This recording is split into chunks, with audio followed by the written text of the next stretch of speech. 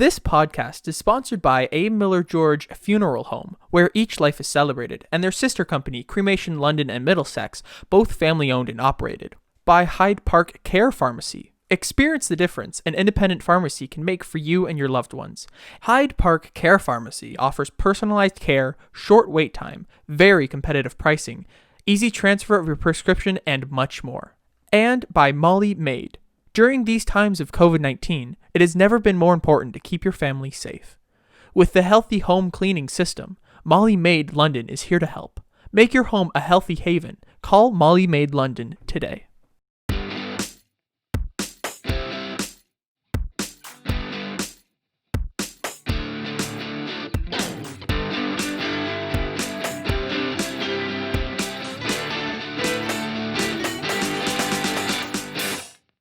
Well, good morning, good afternoon, good evening, whenever and wherever you may be listening. We welcome you back to another edition of the Vickers Crossing podcast. The Vickers Crossing is a virtual space where faith intersects with the public square. Just super good like that. Tricky, eh? Yep. Tricky. My name is Rob Henderson, and I'm the rector and priest over at Holy Trinity St. Stephen's Church here in London. Well, good day, Rob. It's good to see you. My name is Kevin George. I'm the priest at St. Aidan's Anglican Church in London, Ontario. Glad to be here. My name is Ian. And Ian is in the top corner today on our podcast, so because he's top drawer. See, now this is interesting because Ian is in the bottom of my screen. Okay. Today. So Yeah. so if you watch this recording back when it goes on YouTube, you'll be like, how did Ian get up there? Yeah. Are you watching on Kevin's screen or Rob's screen? Whose point of view are you looking at? That's right. That's right. Well, we are your hosts, and we are glad you're here. If this is the first time you've joined us, welcome to our virtual space. We want to say hello as well to all of our great sponsors who help make the Vickers Crossing possible every week. First of all, hello to A. Miller George Funeral Home, where each life is celebrated, and their sister company, Cremation London and Middlesex. They are both family-owned and operated, and a big shout out to Dave Mullen and all the staff at A. Miller George today. Such good people. Great people. Like I said last week, my kind of people. So here we are. We've got Hyde Park Care Pharmacy on board with us this year. Carol Basada over there, locally owned, locally operated, locally loved. She got all your needs for a pharmacy, and you couldn't do better. So give her a call. And also to Molly Maid. Make your home a healthy haven. Call Molly Maid London today. Many thanks to Trisha Lister for that. What a wonderful person. Did we ever get to the bottom of what Molly's middle name is? We haven't. We still haven't got any response from that. I was told it was Megan. Okay. Megan Maid. So she's like the 3M of cleaning. That's right. Sure. Hey, Rob, who have we got coming in today? Coming into the Zoom room here in the Vickers Crossing is Jean Teillet, who will be joining us in just a few minutes. Yeah. We're excited for that. Yeah. So she's got a great book out that I think Kevin has a copy of it. There. Oh. He had to lift weights to carry that around this morning. It's a great book. It was a great read. Good. We'll find out more about that. And our guest today, too, has a special connection to a very famous Canadian in Canadian history that will be interesting for people to hear about today, too. Absolutely. Yeah. So why don't we just check in today's this first part of September. I was just saying to my wife, Margie, that it's been strange because we've moved from air conditioner to thinking about turning on a fireplace in our house today. It's it's freezing. We're recording on a Tuesday, and if you're in southwestern Ontario, this is the first day, I think, since back in May or June that it really there seems to be a switch thrown out there somewhere. I walked out in my shorts and short sleeve shirt and went, oh. It's a shocker. Yeah. So I think the church sign says 14 degrees, so that's a big shocker for us. Yeah. Wow. So Ian, are you getting ready to go back to school shortly? I guess in a couple of weeks, right? A little later start for you. Yeah, I start on the 21st. My brother starts tomorrow, so it's a little different. But it's all online, so we'll see what happens. Yeah. Well, I've been thinking a lot about the teachers and those that are working in our schools and students right now because I've been talking about going back to school for months now, and it's coming up in the next week or so. And boy, there's a lot of nervous energy out there right now. It's just people are worried. So we're When thinking COVID about first hit, them. I was like, I really hope it's done before August. Mm. And now it's September and we're Mhm. still dealing with it. So it's a little Still bit, dealing with it. you know, yeah. Yeah. We don't know how long Ah, this is going to last, right? Are Ooh. we there for the duration? Or are we back home again in a week or two? Hmm. Who knows? Who knows? Yeah. We'll We'll see. have to wait and see. Yeah. All right. Well, let's get into some sickness or suds. You guys want to do that? well, I'm ready Oh, for yeah. sickness or Are you ready suds. for Oh, sickness? yeah. Yeah. It's time for sickness or suds. What is this? So to play sickness or suds, all you have to do is listen to my clue. And when I give the clue, it will be up for you to decide whether this word or phrase is an actual sickness or a sud, as in a beer. A nice cold frothy beer.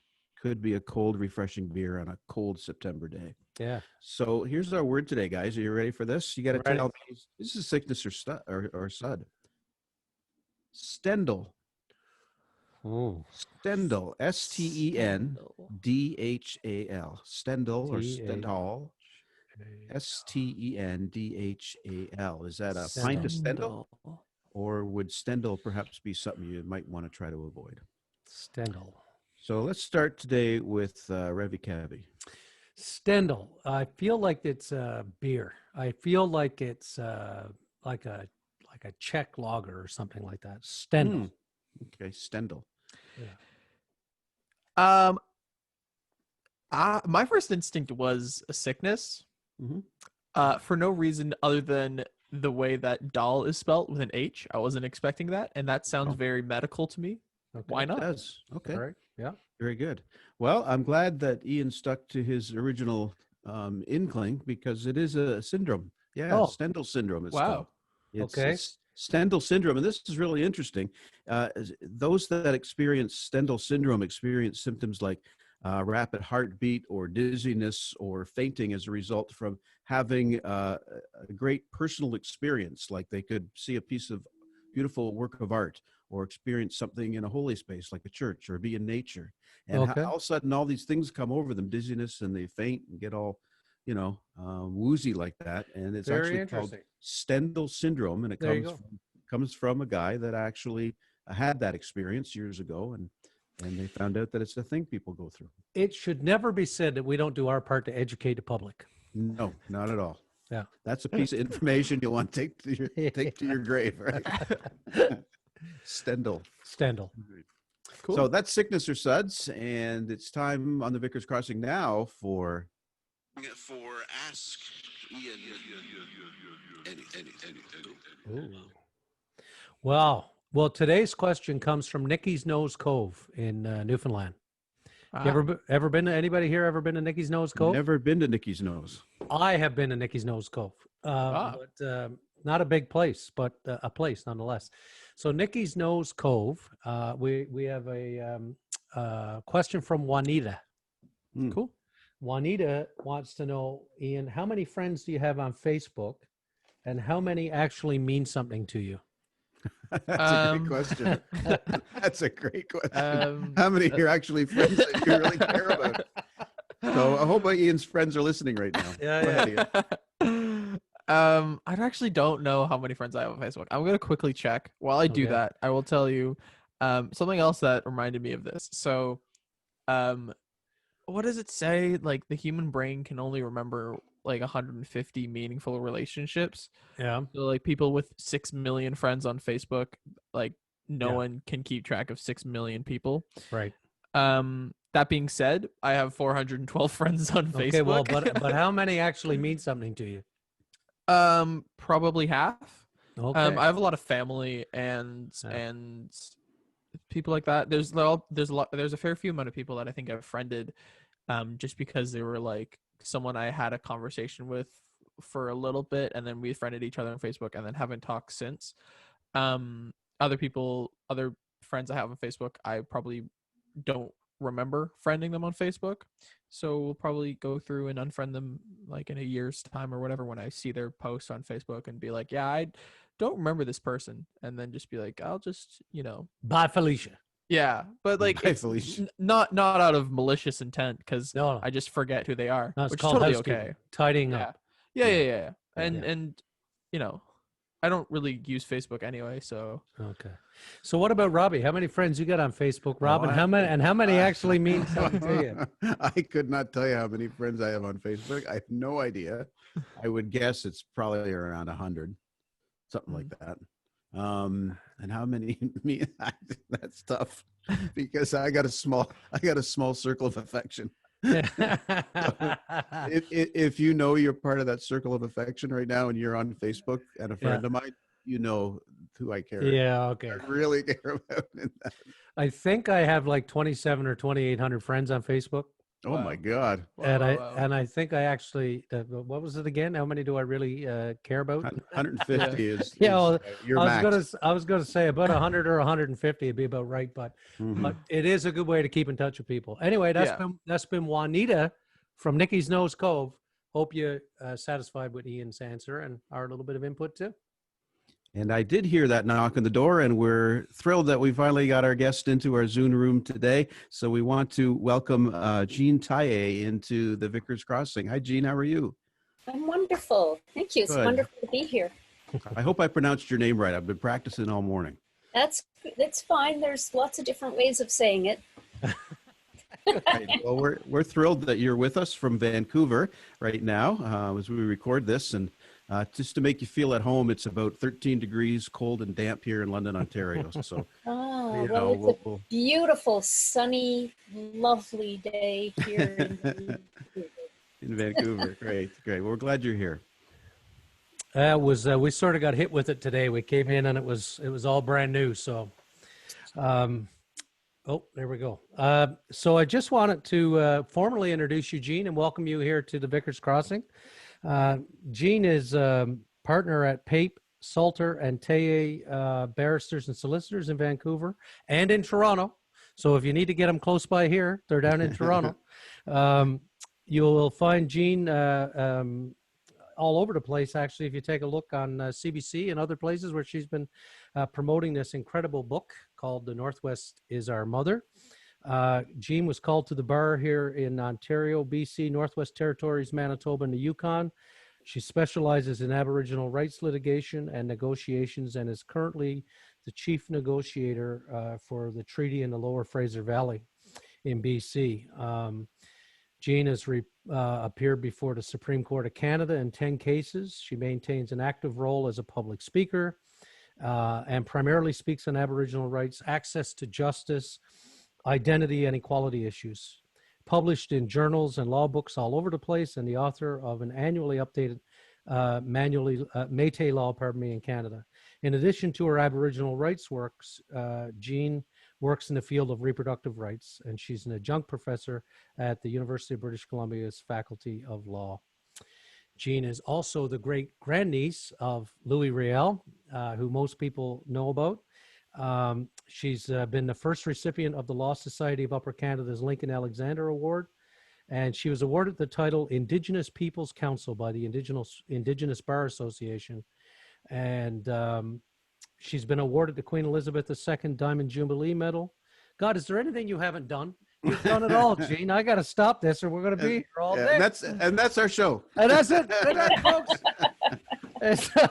But she's more than that. If you take a look behind her, you'll see an incredible rainbow of color because she's also a visual artist for over 30 years. Her work is in private collections in the United States and Canada, and one of her beaded pieces, a replica of the two-row wampum belt, hangs in Flavel Hall in the Law School of the University of Toronto as a symbol of two different peoples embracing different legal regimes. It can establish a working relationship if that relationship is built upon respect and honesty. We'll have more to say about that as we go forward. Welcome, Jean. We're glad you're here.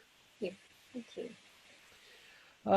So to get started, The Northwest is Our Mother. I picked it up earlier in the summer, and I honestly sat down for a week and couldn't put it down. You're an incredible storyteller, and I thought we might start with something which is fairly top of mind. I mentioned in your introduction that you're the great-grandniece of Louis Riel.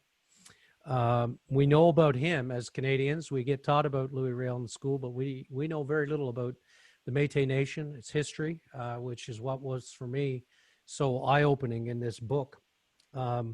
this book is a great remedy to the ignorance that so many of us in Canada have. In school, I learned about Riel. He was a traitor, of course, and he was a leader of rebellions. You know, it wasn't an uprising. It wasn't a resistance. And we heard all of that language, very colonial education I had indeed. Hanged for treason by John A. Macdonald. Well, not by him specifically. He was prime minister. Just a week ago, that's why I say top of mind, a statue of John A. Macdonald in Montreal was toppled for the second time, actually. And you write about John A. Macdonald in your book. You say the Métis Nation continues to insist that the individual who bears the primary responsibility for the reign of terror should be named. And they say that name is Sir John A. Macdonald. Those holding the highest office in the land have an obligation to protect their citizens and not subject them to violence and death. Sir John A. Macdonald cannot claim ignorance, innocence, or immunity from the crimes. The Métis Nation says that for all of history, we must answer at the bar of public sentiment for the crimes committed during the reign of terror against the Métis Nation, a people whose lives and fortunes were committed to his care.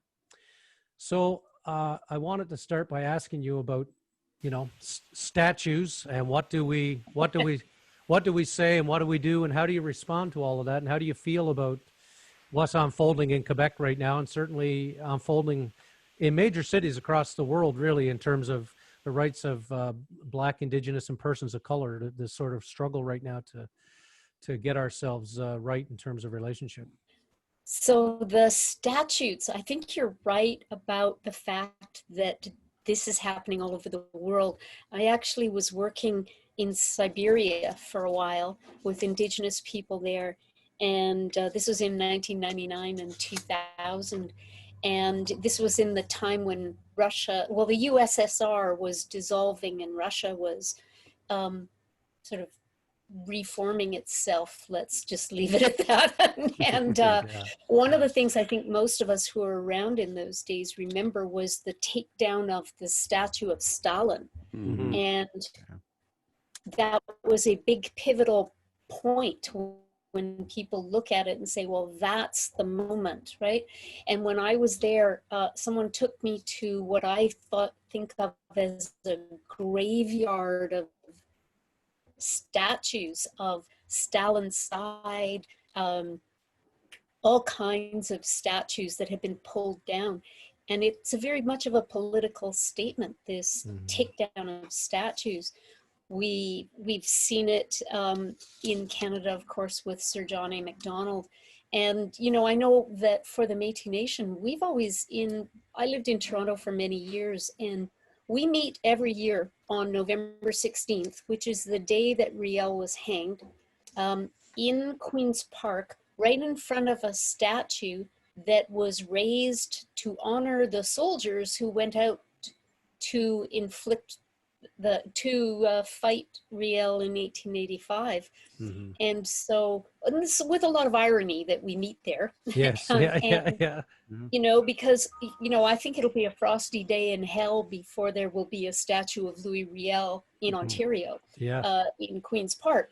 So the idea of statues is a very controversial issue. It was a big controversy over a statue of Riel that was created in 1967 and put up in on the legislative grounds in Manitoba. And it was a very sort of depicted Riel as naked and tortured, and his body was all twisted. And I personally think it's a beautiful piece of art. Yeah. But as a public statement, it went down like a lead balloon. Oh. People were so upset about it that they ended up putting cement walls around it with like a little tiny passageway in it. And then the Manitoba Métis Federation lobbied for years. They finally took it down. And now it's at the back, it's in the parking lot of the St. Boniface College. Like it's really hidden away. And they've put up this big, huge statue of Riel that the Manitoba Métis Federation loves because it's very statesman-like kind of thing, personally, I think it's a boring piece of art, but it's actually, you know, it depicts him the way they want him presented, and it's centered in a very public way. So this idea of statues has a long, I think, very, very long history. And the taking down of McDonald's statue, I don't know if you know this, but it's not the first time it's been taken down.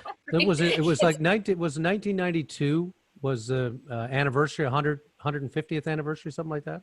Sorry, I can't remember when, but I do know it's been toppled before. Yeah. So, Yeah. you know, and I know on the CBC, I did the trial of certain until we taped it in Kingston. It wasn't until I landed in Kingston and was driving in the cab towards the theater where we were going to tape it that I suddenly realized that I said, oh, McDonald Street, oh, McDonald Institute, oh, McDonald's Pub, McDonald, that it was the home of McDonald, right? I said, oh, we're taping this and I'm prosecuting him in his own backyard. But apparently the pub there that was called McDonald Pub or something had to change its name because it was vandalized so many times. Oh, is that right? By the students. But, so it's a long, I think there's a long discussion of this. I personally would not want to take down statutes. I'm more in favor of adding more information to them to give the other side, but I'm loving the conversation that it has engendered. Right. So, you know, I'm always in favor of dialogue, right? The discussion that it raises, because I think it makes people think, you know, beyond the first knee-jerk reaction of, oh, we shouldn't vandalize things. Okay, why are they doing it? That's always worth a public discussion, and I'm sort of happy about that, although I wish it had been engendered in a different way. Right. I think that's the interesting thing that's going on sort of the world over in a way, is that, you know, I mean, a part of the challenge is to get our heads wrapped around the fact that this anger, this righteous anger, if I can call it that, comes from a lot of hurt and a lot of pain. And while violence is not the answer to any of this, the fact of the matter is that as a responsible society, now is the time to ask ourselves, how did we get here? Why are people so disenfranchised and upset? Why do they feel the need to take the head off of a statue? What's that release all about? And it's that dialogue that seems to be getting traction in cities now since, you know, obviously since George Floyd and the subsequent things after that. But anyway, it's an interesting topic for sure. Yeah, and it's like Kevin says, you know, growing up with that colonial education that I received as a child, and quite frankly, a lot of the time still sits back there, because unless you continue to force yourself to continue to learn and educate, these things come up, and it forces me to unlearn what I learned and be put in an uncomfortable place to say, oh, the stuff that I thought was, you know, was just truth is not. And I got to kind of go through that reckoning as well to try to figure all that out. And I think that's what's so great about the book, Gene, is that's an opportunity for us to do that. I wanted to ask you a bit about that. As Kevin said, you're a wonderful storyteller, and the book, it's about 500 pages, but it's a real page turner. And as Kevin mentioned, one of the deficiencies that we have in this country is being obsessed with personalities. And we know about Louis Riel, or we think we do, based on what we were told when we were coming through the school system. But we really know nothing about Louis Riel's people. And this history goes a long way to helping myself and other Canadians learn more about our history. So because of your family history, many of the stories that you share have been passed on to you. And I understand that there were a fairly large number of documents that you had access to as well in putting this together. Can you share with our listeners a little bit about that and about really what motivated you to write this incredible book? Well, I'll start with the fact that it wasn't my idea to write the book. I did. HarperCollins came to me. Okay. And they. So my understanding. So I had a marvelous editor. His name's Patrick Crean, and he. I guess HarperCollins, probably all publishers do. They have meetings every year where they try and figure out, you know, which authors are going to be finished their books, and so they can planning out their year. And they also commission people to write books about topical things. And one of the publishers or the editors there, Iris Tuppel, is from Saskatchewan. And she's the one who came up with this saying, you know, we don't know anything about the Métis Nation and we should get somebody to write it. And Patrick said, oh, well, okay, well, I'll find an author. And so he went around and he tells me he talked to about 6 people and 5 of them said, oh, no, you have to talk to Jean. So he came to me, and it's, you know, it's literally one of those things in my life where I didn't even think about it for 2 seconds. I just said, yes, I'll do that. Wonderful. I think if I'd known what I was walking into, I might have thought a little harder about it. But I said yes right away. And I'm very grateful for them even thinking about doing this and then for giving me the opportunity to write it. But then it was sort of, okay, how are you going to tell this 200-year story? So one of the things I did, of course, was go home to Winnipeg. And my mother had, it's now in the archives, but then, even 5 years ago, she still had papers. We had a whole bunch of papers from Louis Riel. In fact, I took them to show and tell in school when I was in like grade 4 or something like that. I don't even know if we called it show and tell back then. But anyway, you get the idea. I took them there. My brothers did too. We all talk about it, how we were pretty callous with these that are pretty precious artifacts, but we just didn't think of the idea of how indoctrinated we were with being proud of being Riels. Sure. And that's in the 50s and 60s. So that's for me, it would have been the 60s.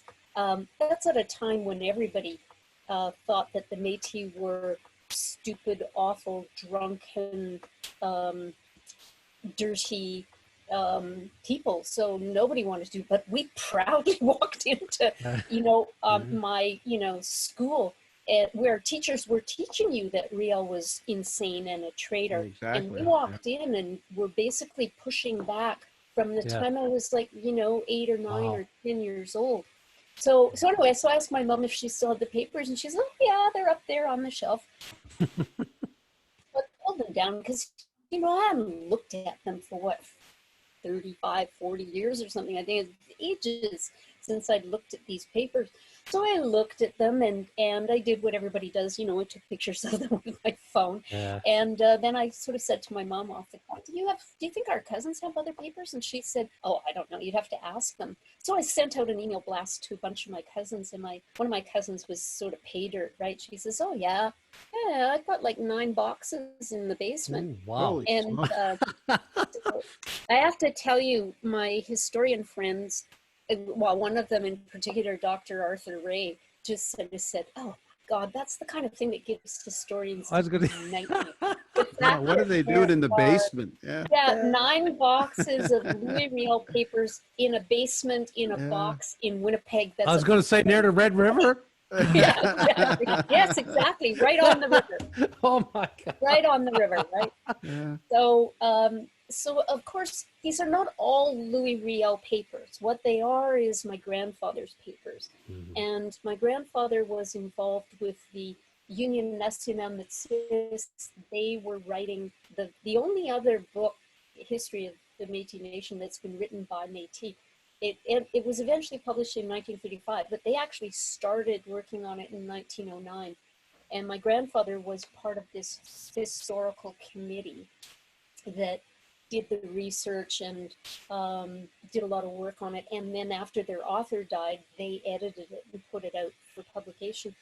So, anytime there's a committee, anybody who's been on a committee, that there are people who do, and then there are the people who just are on the committee, right? Who don't. Yeah.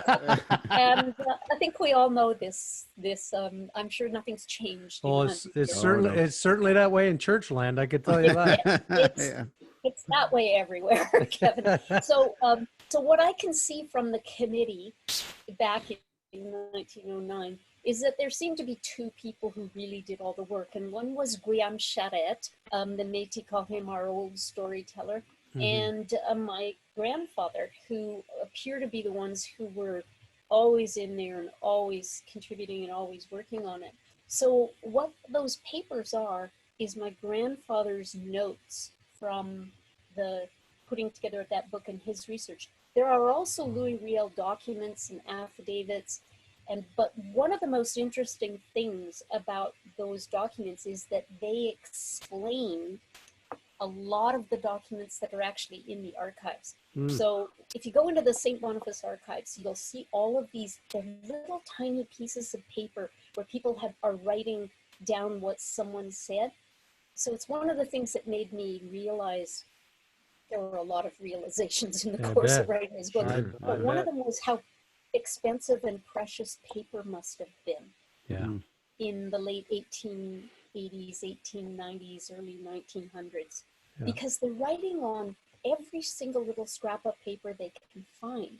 And so I'm looking at these, and they're actually statements made by people who participated in the resistance, who were at Batoche, the soldiers at Batoche, Métis soldiers, or the people who were in Manitoba in 1869 and 70. And the thing is, there's little post-it notes on them written by Canadian historians today. So one of them is Nicole St. Ange. She's a really well-known historian, saying, what are these? Where did these come from? These can't be written by de Tramorin, who was the author of the book, because he wasn't in Batoche in 1909. But so one of the things that my grandfather's papers does is explain where those came from and who took them.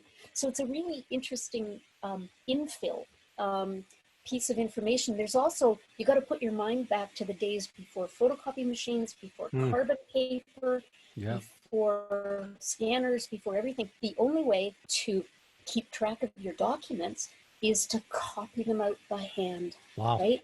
So my grandfather's got this ledger book where he's copied out all the affidavits and all of these things, that because they went to Batoche in 1909 and then they went again in 1929. I actually have photographs from the 1929 one of them standing on the back of a truck talking to people.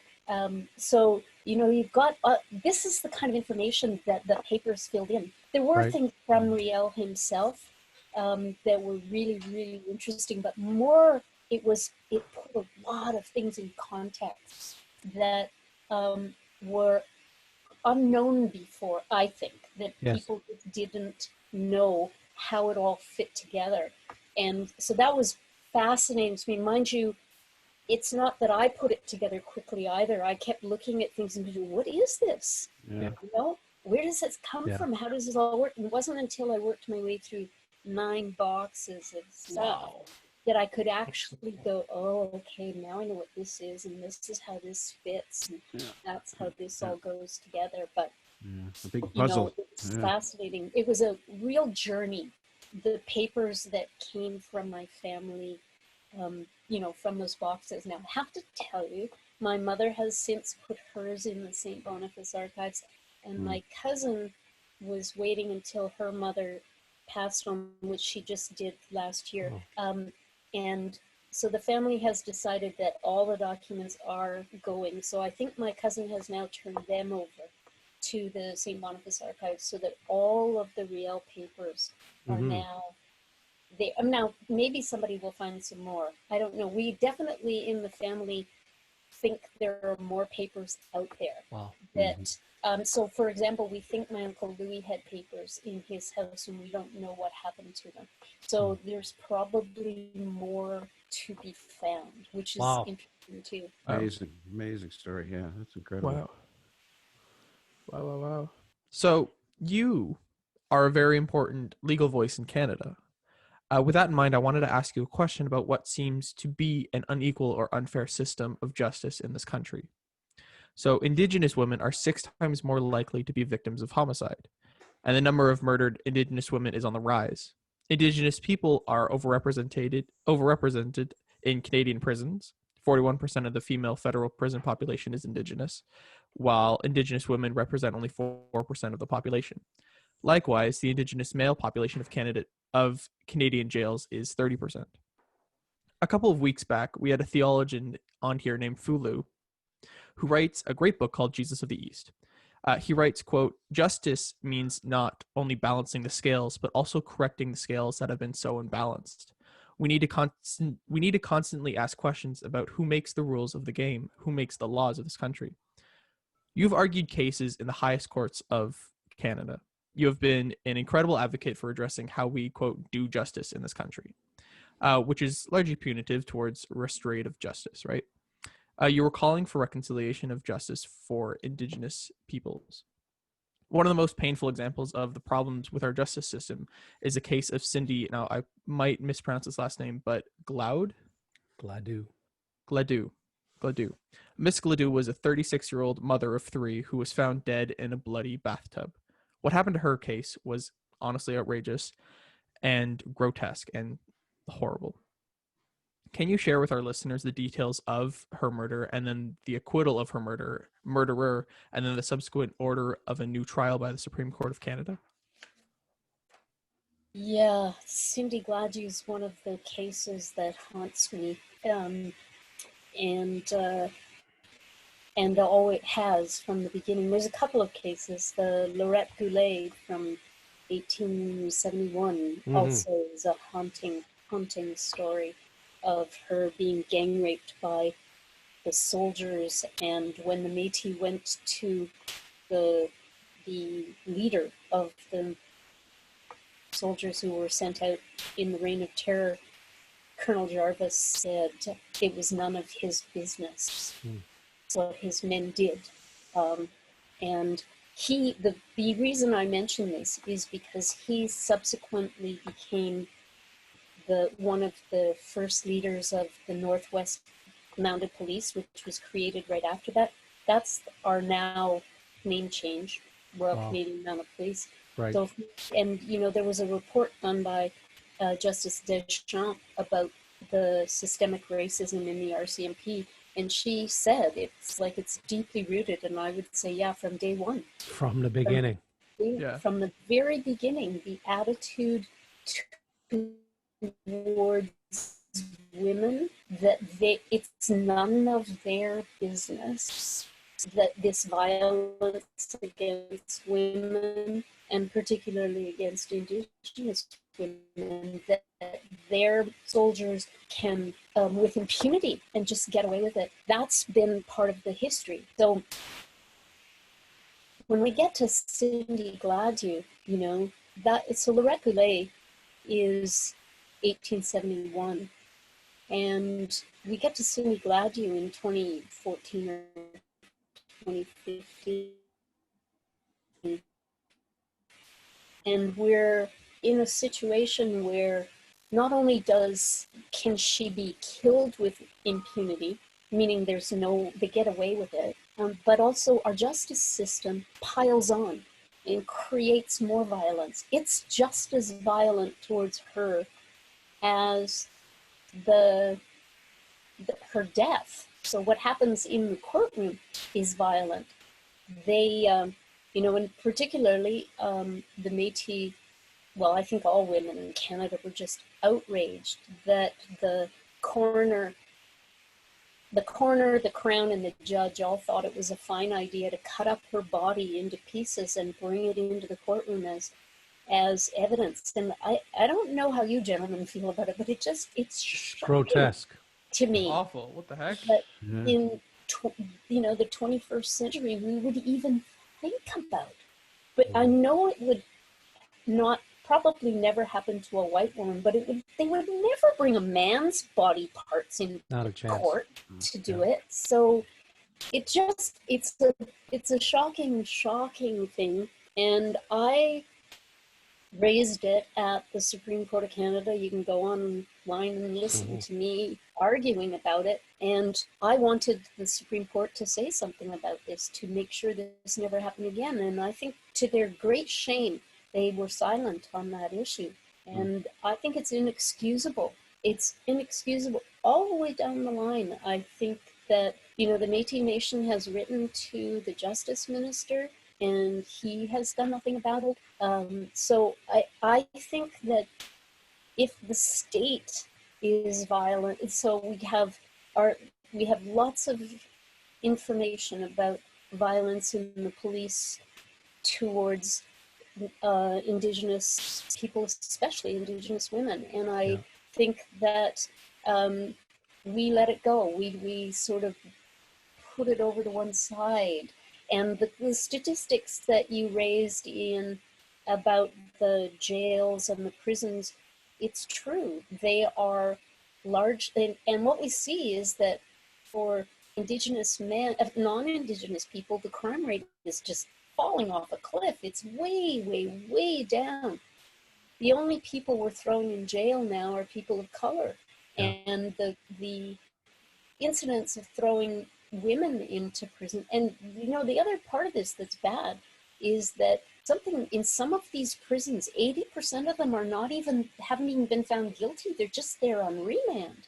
Wow. Some of them for months and months and months, separated from their children, from their families, and they're not even found guilty. So we're throwing people in jail who are not found guilty of anything. We're shackling and handcuffing witnesses. Yeah. Like, this isn't just somebody who's a criminal or even charged with anybody. It's a witness, Angela Cardinal.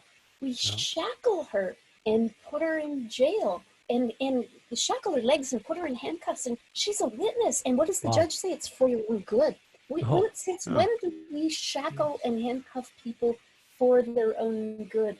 Wow. So, I think our justice system is fundamentally broken and needs a complete rethink. And unfortunately, nobody wants to even talk about it. You go all the way from the appointees to the Supreme Court and the system that happens, that the appointments for judges, who's a crown, how do you, what are our laws, who's got the discretion, and how it all bends its heavy, heavy, heavy weight and soul on people of color, and particularly Indigenous people in this country. It's fundamentally wrong. And I see no move on the part of the, largely, sorry guys, but largely white male, white male, white privileged, exactly. And they're not changing it. They don't see any. They think it's fine. Just bring in a few more colored people into the system, and everything will be fine. When it works for the few privileged, right? When it works, you tend to protect. And it's just wrong. It's just wrong. It is a complete system. We see it all the time. And it starts right at the beginning. If you have 3 Indigenous boys standing on a street corner, and maybe they're not up to any good, maybe they're being bratty teenagers, and they're gonna go do something like the rest stupid. of the rest of us, every other teenager. Yeah, exactly. So they're, but for the grace of God, go a whole bunch of us, right? But right off the hop, they'll be charged. Have way more charges.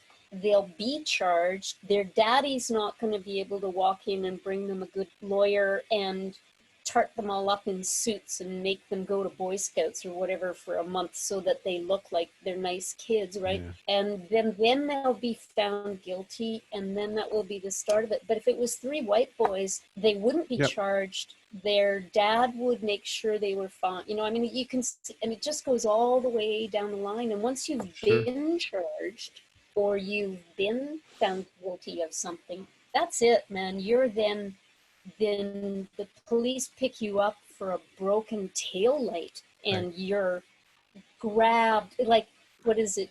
Senator Kim Pate says, grabbed, pushed, sucked into the system. And once you're in the system, man, it doesn't let go. And that's what we have in this country. I don't call that justice. I don't call it, when Prime Minister Trudeau keeps talking about we're a country of the rule of law. Rule of law. And I think, well, whose law, and who are you using that weapon? And it is a weapon, and it implies violence.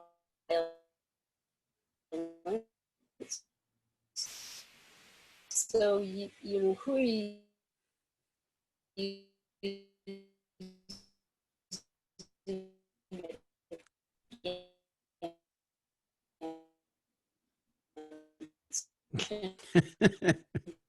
That's we've largely lost it. using Yeah. against people of color, against Indigenous women.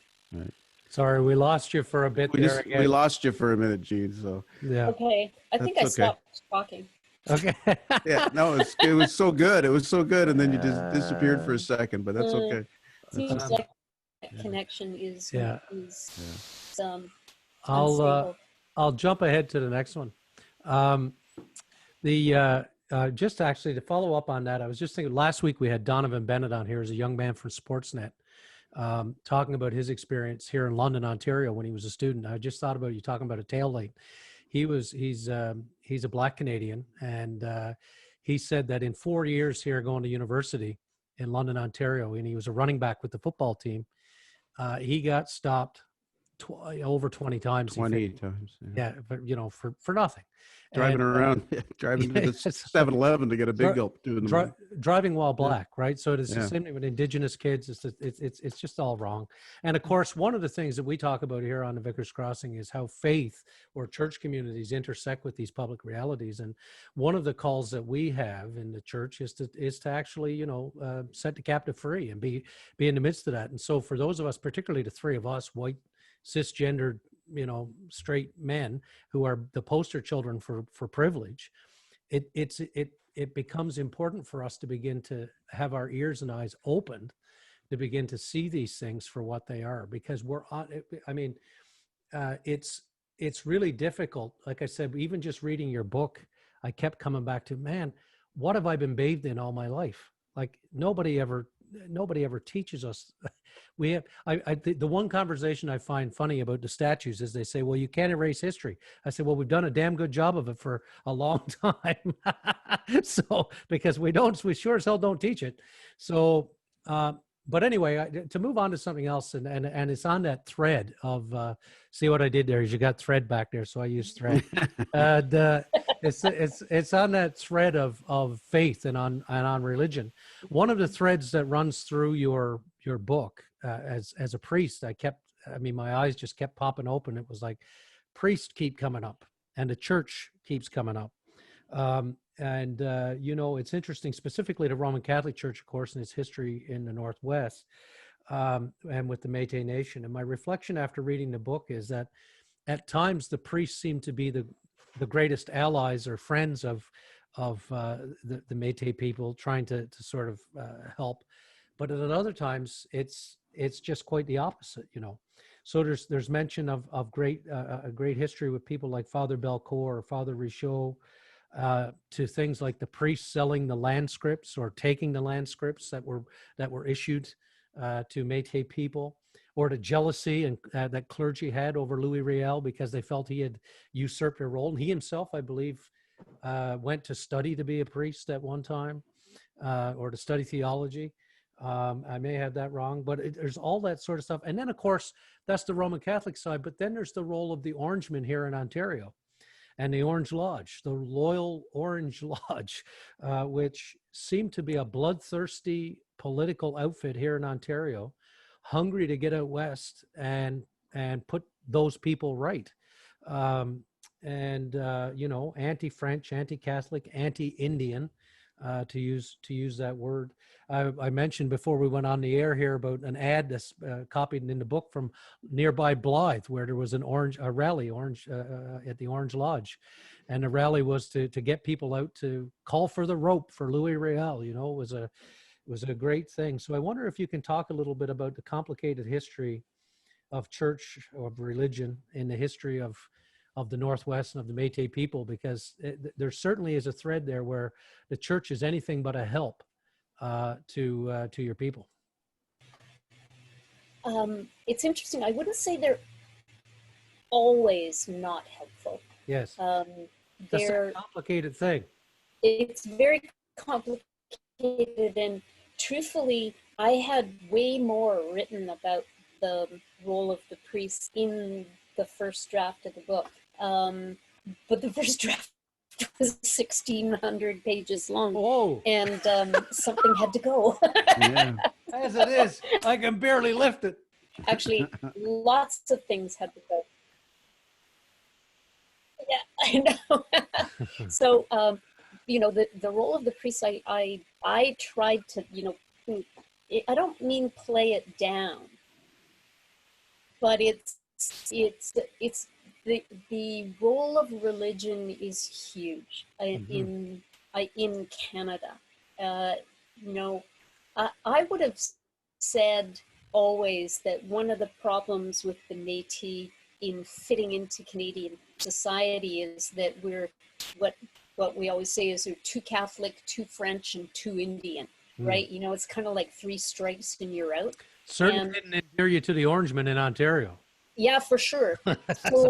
So one of those things is that if we take ourselves back to their mindset back in the 1800s, you have to think about the fact that most people in the world would have identified first by their religion and then by their nationality. So people would have responded, I think, for hundreds of years as, well, I'm a Christian, or I'm a Catholic, or I'm a Protestant. That was much more important than being British or than being, American or whatever, or Canadian. So that importance of religion, especially in those days, this Catholic Protestant, which is so interesting these days because it's the least of anybody's worries these days. Like people just go, oh yeah, you're just, Who gives a shit about church? Well, or the different sects within Christianity. I know. It's sort of, oh, Muslims, now there's a problem. Or, but nobody seems to think, so you're Catholic, so you're Protestant, who cares these days, at least in Canada. Yes. But back then, this was not what was going on. And the fact that the Métis were by and large Catholic is a huge thing. And they came to the Catholicism from two streams. So the voyageurs, who were the French Canadians, are coming, and they're obviously sort of French Catholic coming across. But a lot of the Hudson Bay Company traders were men from the Orkneys and from the Hebrides and from the Highlands of Scotland. And they were by and large Catholics, right? So they're coming from that sort of English, Irish, Scottish Catholic tradition. And then you have the French Catholic tradition. So there's a huge volume of Catholicism running through that. It's not only that, there are obviously Protestant Métis as well. But I'd say by and large, the majority would have been the French Catholic people. So you got, the priests don't arrive until I think the early 1800s so the Métis Nation has already formed before any religious people come out west. And the Catholic priests come because the Métis ask them to come, right? They send letters to the bishop in Montreal saying, send a priest. And it's very funny. So it's the fathers who are sort of the old voyageur guys are going, oh, we need priests here because our kids are out of control. They're hanging out with the wrong people and they're getting into trouble. And priests will come and straighten them out. Of course, they've completely forgotten that they went out west to get away from that, right? So, I mean, truly, right? You think about what life would have been like for a young man in Quebec, right? You're under your priest's thumb, you're going to marry here, you're going to live on this farm, you're going to do this, you can't smoke, you can't, all that. Yeah. They come out west and there's no church, there's no priests, there's no parents, there's no law. There's no government. There's no hierarchy. It's completely free. And they love it out here until they decide for some reason that their kids are getting a little bit out of hand. So they want the priest to come. So the priest comes, the first priests come. And it's very funny. I went through 50 years of correspondence between the priests and going back to their bishop. So they get sent out there. They're young men. They just finished their seminary training. They're probably 22. Yeah. They've been in an institution all their lives. Yeah. They have no idea about women. They have no idea about marriage. They have no idea about families. They have no idea about anything.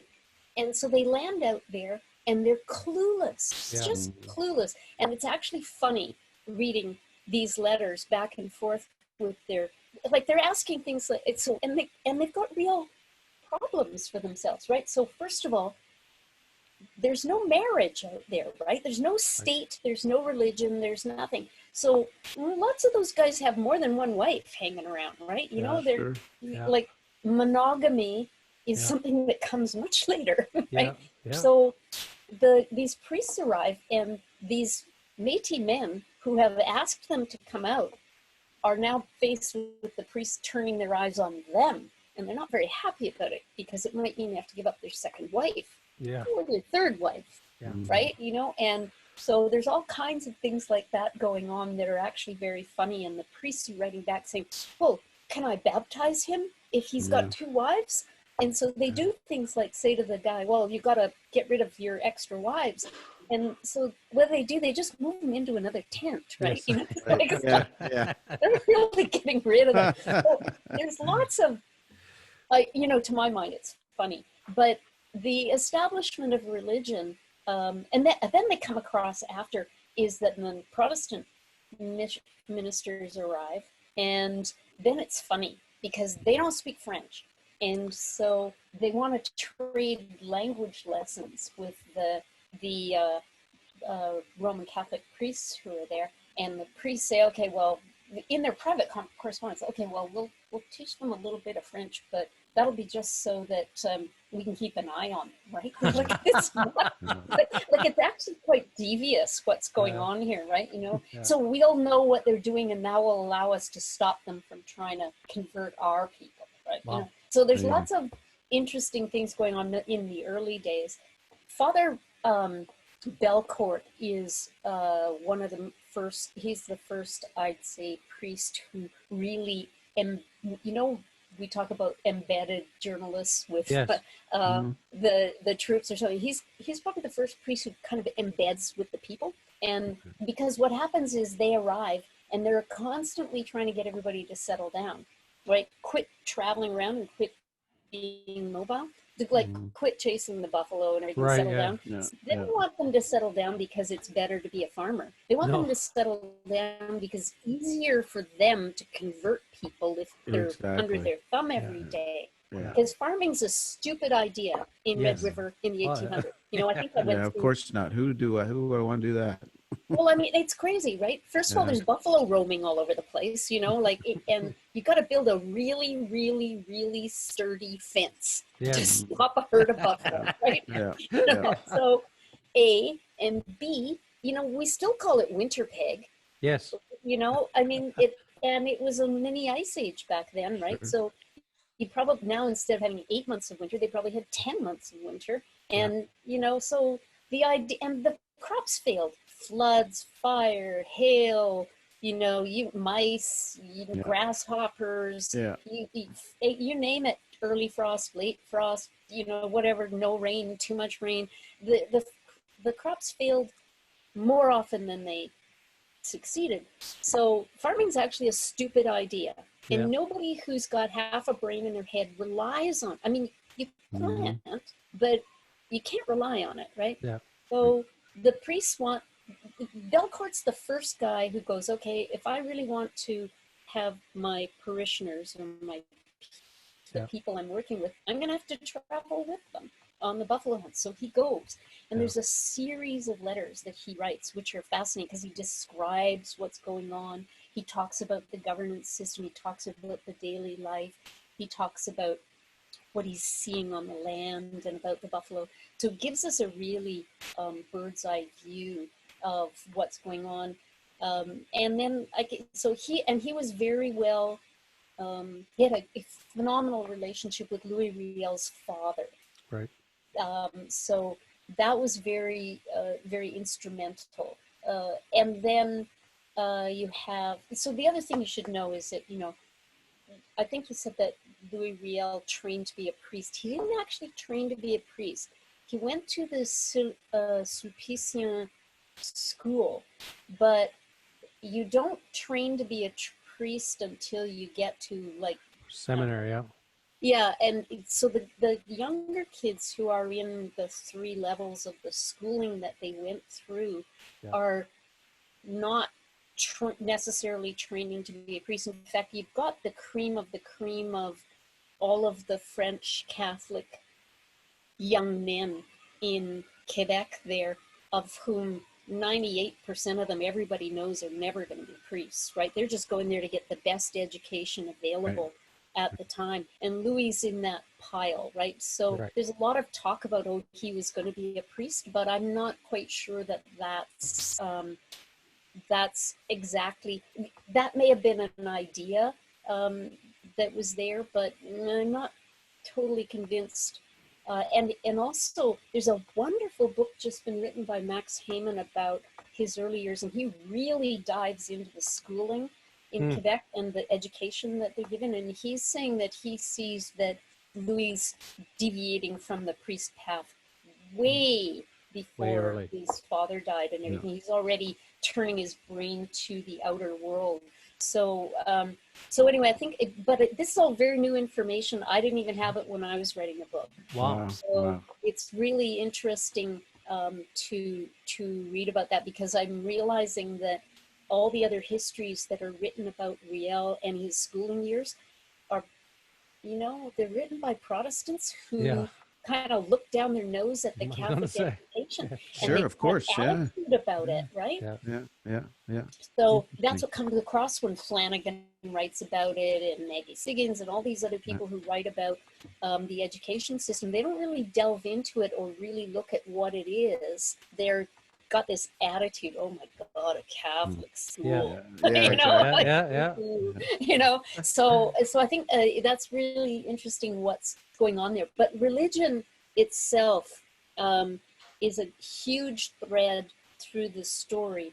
And then it becomes even, at first it's there, but it isn't such a big problem.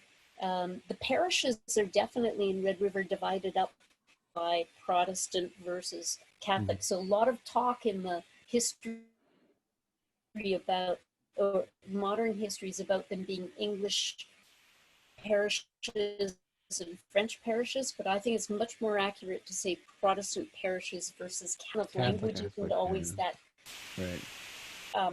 clear. So, but then you get the other priests who come in. Father Rachat is another one, like Belcourt, who's very influential and very much working with Louis Riel.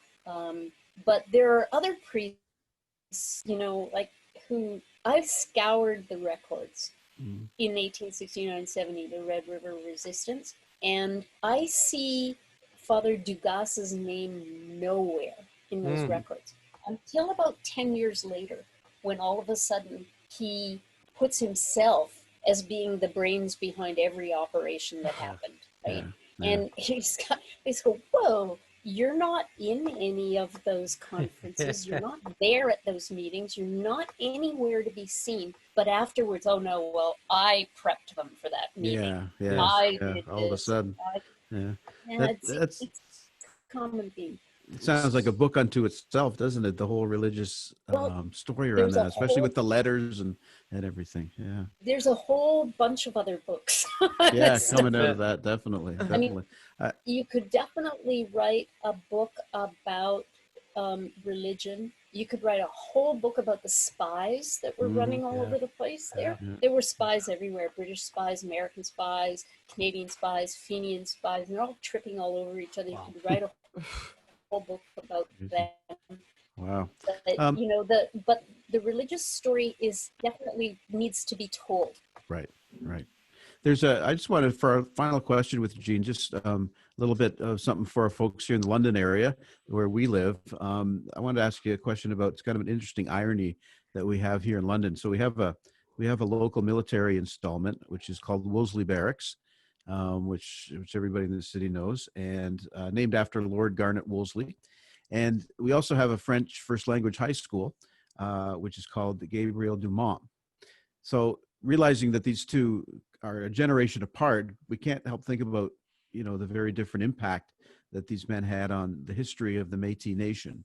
And I'm pretty sure most people in London know a little bit, perhaps, about Gabriel Dumont, or for that matter, a little bit about Garnet Wolseley because of the names of those institutions or those areas here in London. Can you share a little bit maybe about the role that each of those gentlemen played in that history and with the Métis? Yeah, I'll start with Wolseley. So Wolseley was the leader of the troops that Sir Johnny Macdonald sent into Manitoba in 18. They arrived in the end of August 1870, and they two-thirds of the troops were Orange Lodge members, and the Orange Lodge had a lot of them have taken a vow to exterminate the Métis, and the Orange Lodge was virulently anti-Catholic, anti-French, and certainly anti-Métis, and so Wolseley brought these men to, they were called troops, but it was really a mob, and he brought them to Manitoba, and he exercised absolutely no leadership over these men, and they ran rampant through Manitoba.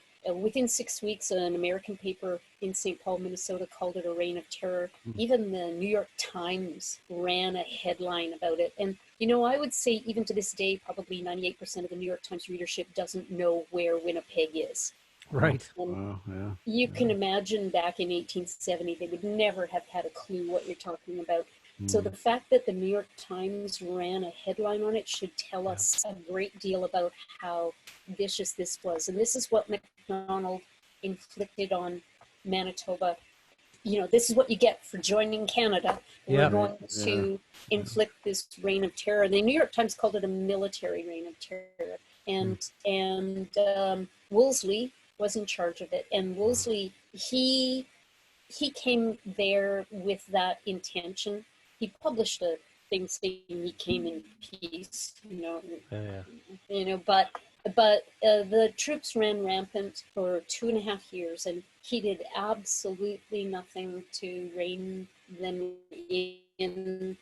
They raped, they murdered, they pillaged, they burned houses down, they ran in mobs through the store so viciously that they were left for dead, and no one was charged for any of this horrible violence that the troops did. No one was fighting them either. You don't imagine this was a war. This was just troops, men from the Orange Lodge just running rampant. If you voted in a way they didn't like or spoke up the way you didn't like, they would kill you. So this was Wolseley's great service to Red River, and for this he gets a military installment. He's down the street from me. Yeah. Oh, and there's a street in Winnipeg called Wolseley Street too, okay, right? there you go. You know, what about Dumont? So he's now Dumont, of course, was after Louis Riel, he's the name of the Métis leader that's best known. He was very different from Riel. Riel was this erudite, very well educated, sophisticated man, and Gabriel Dumont was exactly the opposite. He was your salt of the earth kind of guy, not educated at all, but spoke 7 languages. Wow. So, and was incredibly, he would be what we would call today, a revered elder. He was just so respected. He was known as a wonderful hunter and a really great, kind man.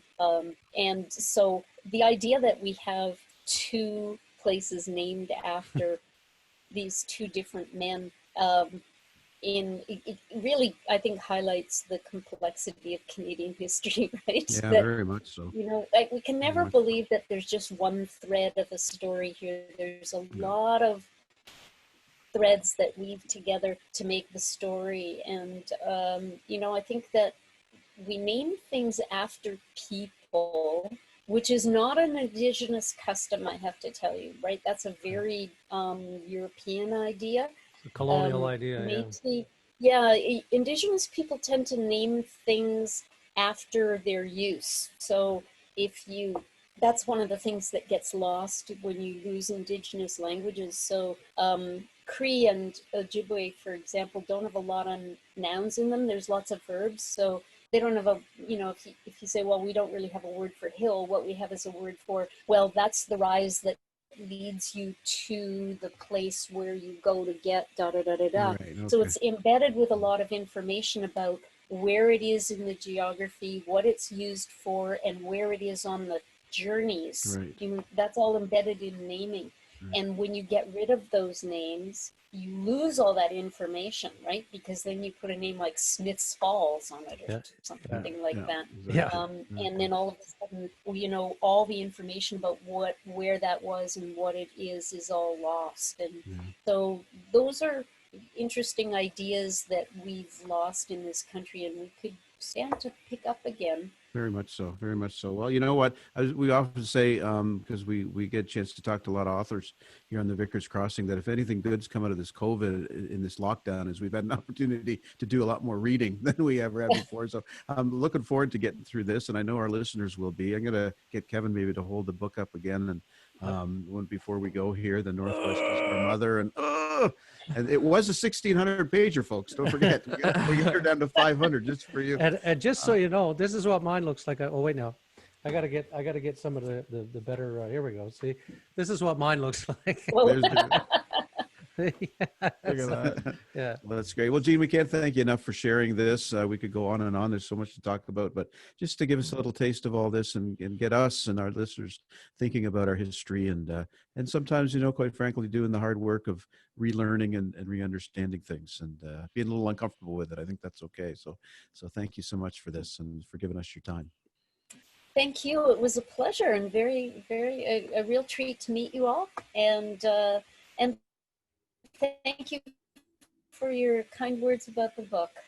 Oh, you're welcome. You're welcome. Well, just before we go, I want to say hello to our sponsors again, who always make this happen here in the Vickers Crossing. We thank them for their support. Hello to A. Miller George Funeral Home, to Hyde Park Care Pharmacy, and to our friends at Molly Maid as well. And again, until we get together next time around, and we'll have more people to chat with. I know we have one coming up a little later on this week, Kevin. John Pavlovitz. If you're watching the U.S. election and if you watch Twitter, John Pavlovitz. John's got a lot to say about what's happening down there. Yeah. So we'll look forward to that. So, Gene, thanks so much. And until we all get together again next time, I'm Rob Henderson from Holy Trinity St. Stephen's. Kevin George from St. Aidan's. My name is Ian. And this has been the Vickers Crossing podcast, where faith intersects with the public square. And we leave you with a reminder to my friend Kevin. Kevin, remember, always look both ways before you cross the street. Thank you for listening. Our hosts are Kevin George and Rob Henderson. Our producer and composer is myself, Ian, with original artwork done by Elizabeth Dodman. If you have any questions or want to know where to find us, tweet us at Vickers Crossing or find us on Facebook at The Vickers Crossing. If you have any other questions about anything heard on this podcast, leave us a comment or look in the description to find out more. Thanks!